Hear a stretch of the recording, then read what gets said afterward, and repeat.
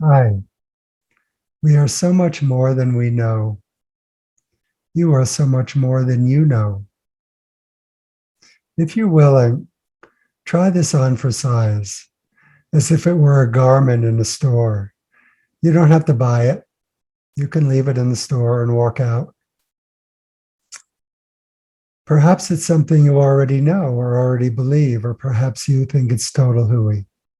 But if you will, repeat out loud after me. I am a vast, eternal, multidimensional being.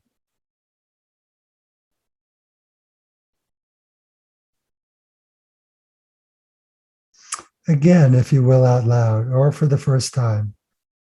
I am a vast, eternal, multidimensional being.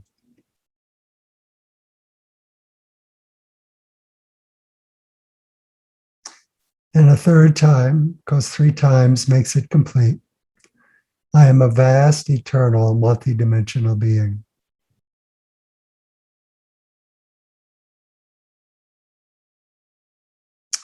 I have always been and will always be.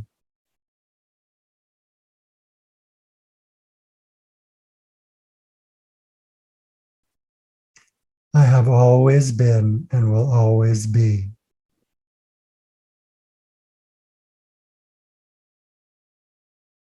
I have capacities I have yet to conceive of.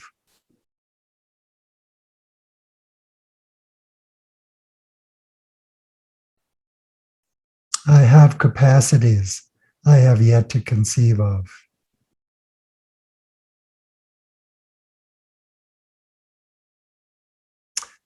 There are two myths that I'd like to talk to you about. The first is the myth of the Golden Age, and the second is the myth of the Garden of Eden. But wait a minute, the Garden of Eden isn't a myth, right? It's in the Bible. So it's true, it's got to be true. And it is true, but it's also an allegory. It wasn't the apple. I mean, just that alone, kind of clues you in. It's not a literal absolute truth. I mean, I eat a quarter of an apple before I go to bed almost every night. What circle of Dante's hell would that put me in if it were a sin to eat an apple? But the Garden of Eden is true. The only thing about it is that it wasn't just for Adam and Eve. And it wasn't because the snake seduced her into eating an apple. It was because whoever it was broke natural law. They broke God's law. They got greedy or selfish or self-aggrandizing, They wanted to control their fellow human beings in whatever way. They lost the greater good and the heart and the soul and the generosity. And they broke natural law. They broke God's law. And so they lost the Garden of Eden. Almost every high civilization of ancient times harked back to and remembered a golden age. The golden age is also part of our collective human memory. It too was real. There was a golden age, and there was a great fall, and there have been many falls since, and we live a tiny fraction of who we truly are because of all these falls. So in the golden age, not only our first two forebears, Adam and Eve, lived in the Garden of Eden, but every family had their own Garden of Eden. They had a connection and a bond with a piece of land, the perfect size for a family, which is about a hectare or 2.5 acres.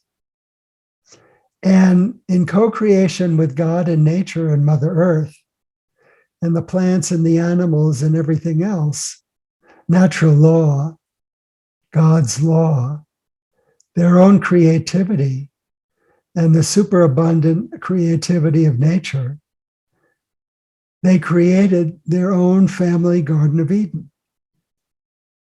And it totally sustained them. And it didn't take a whole lot of work. It probably had a little woods, a little section for trees. It might have had a living fence all around it of trees and bushes. It probably had a pond. And it had well over 300 food-bearing perennials, herbs, fruit and nut-bearing trees, and of course, all the vegetables and fruits that Earth can bring forth. And they lived in their Garden of Eden, and they had neighbors who did the same. So they lived in like heavenly paradises on Earth, in love with the land and each other, nourished by love, because when one is in complete harmony, communicating with the plants and the animals, it creates a tremendous space of love. And that's how they lived. And they loved their neighbors as themselves. And it was fabulous. And they had all these capacities. I'm going to say things. I'll just say them. Everything that we can do now with technology, they could do without technology in the golden age. They could teleport. They were clairaudient and clairvoyant. They could communicate at a distance.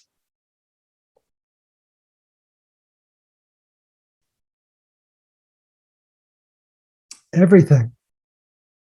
They could send their energy body or their physical body anywhere in the universe.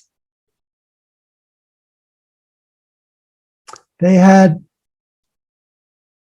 godlike capacities, but they were not gods, they were humans. And that's what it is to be fully human. We're functioning on like almost nothing of what we have, and we're blinded by reality. We're totally blinded by our current reality. What does that mean? How can we be blinded by reality? Because our reality is a greatly degraded, corrupt, minimal version of what both glorious Mother Earth and the human race and life on Earth could be. So in the Golden Age, they had all of their capacities. And now we have almost none of our capacities. And we believe this is, how it has to be, because this is what we live in. It's obvious, isn't it? We know the world. We can't teleport. We'll never be able to teleport, according to this world, which we're blinded by, because we don't really remember the golden age or anything far better. Although many of us do, deep down, we do remember. And we know that we're not living anywhere near what we could be living. So you are far more than you know. Think for a moment about the last 60 years. All of the therapy, psychotherapy, Freud and Jung was fabulous, all the rest of it. All of the 12-step programs, all of the meditation, all of the gurus coming from India to be in the West, all of the Esalen work, all of the rebirthing, all of the shadow work. I call it all now kind of amorphous inner work. It's all inner work, and it's all precious, and it's all beautiful. And we're all aware of quite a lot of it. Self-help, the whole world of self-help. And think of that just for a moment as the first wave of our re-evolutionary rise from the most degraded states of existence back towards the golden age, back towards utilizing our higher capacities and waking up and becoming enlightened and all the rest of that stuff. So that's step one. That's wave one. And it's been going on for 60 years. But it's all inner. It's emotional, it's psychological, it's habits, it's getting clean, it's, all of that.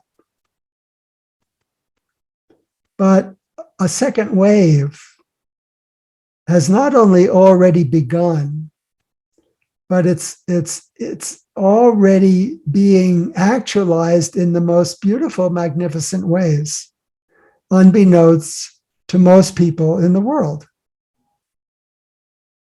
And it began in 1995. And it's the outer, concrete knowledge and understanding of how to create heaven on earth by building it from the ground up, building these Garden of Edens and living in them. There was a famous seer, sage, clairvoyant named Edgar Cayce. He died in 1945. And twice, 12 years apart, he said, the hope of the world will come out of Russia. Russia, yes, folks, Russia. Putin's Russia. How could that possibly be true? But it is. It's true. It's not a myth. And he died in 1945. 25 years later, a baby girl was born to this reclusive couple in Siberia.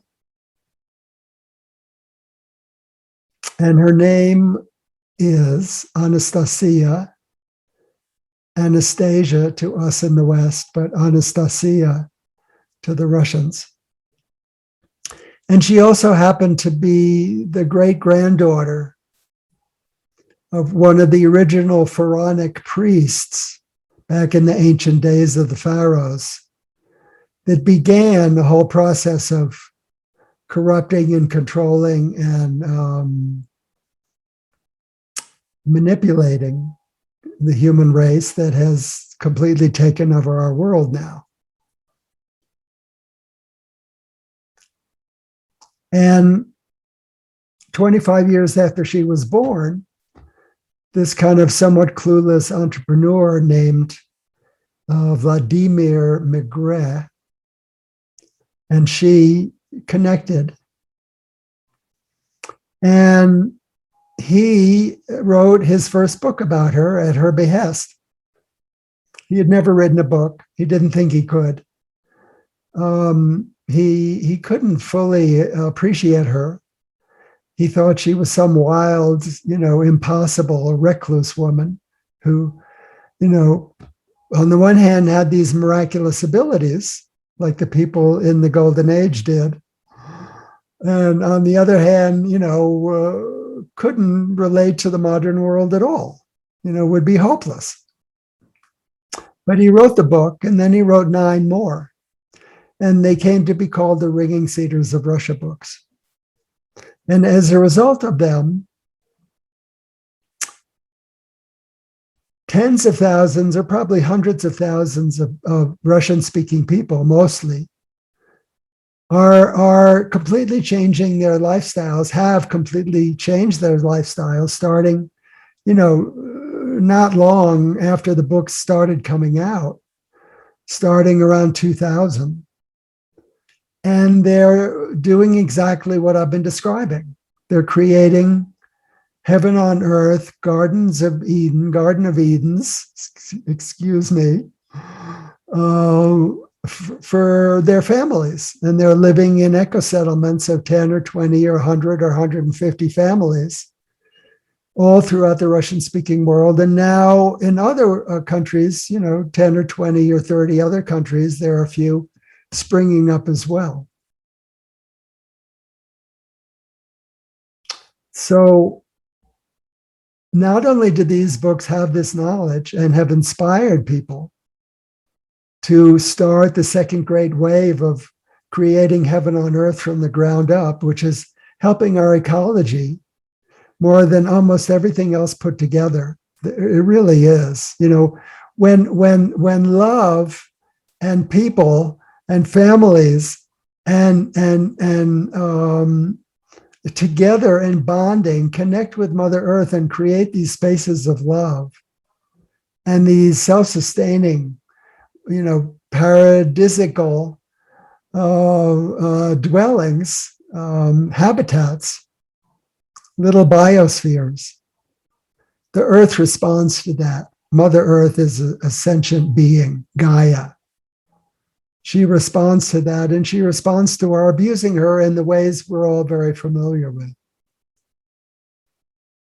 So not only do these books have that knowledge, but they also have cutting edge knowledge and wisdom that goes beyond everything in the last first step, 60 years of everything, all the soft amorphous inner stuff we've been doing, and everything we've learned and all the enlightenment we've gotten and awakening and all of that. They're all missing the pieces. And I knew I was missing the pieces. And I didn't feel that I got these pieces and got the gaps filled in until I read these books.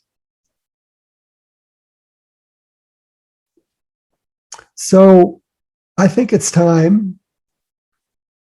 There was something else I wanted to say, and it's evading me now.